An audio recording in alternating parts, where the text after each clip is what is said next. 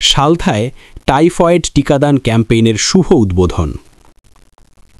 ফরিদপুরের সালথায় টাইফয়েড টিকাদান ক্যাম্পেইনের শুভ উদ্বোধন অনুষ্ঠিত হয়েছে।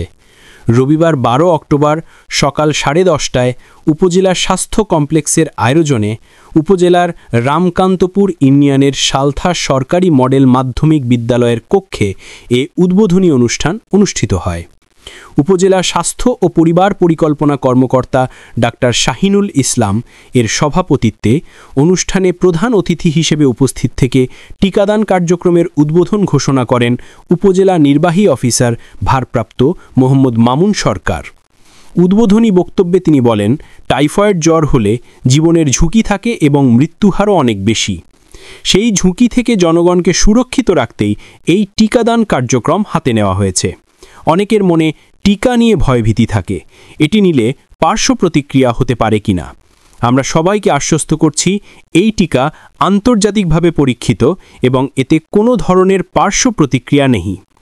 এছাড়াও উপস্থিত ছিলেন উপজেলা প্রাথমিক শিক্ষা অফিসার ম.হ. তাসেম উদ্দিন, সালথা সরকার মডেল মাধ্যমিক বিদ্যালয়ের প্রধান শিক্ষক খায়রুল বাশার, সালথা থানার এসআই মোহাম্মদ রনি খালাসি, সিনিয়র সহকারী শিক্ষক কাদের মিয়া, ডাক্তার আবুল হাসান সহ অন্যান্য শিক্ষক, স্বাস্থ্য কমপ্লেক্সের কর্মচারী ও ছাত্রছাত্রীবৃন্দ। অনুষ্ঠানটি সঞ্চালনা করেন উপজেলা একাডেমিক সুপারভাইজার শওকাত আকবর।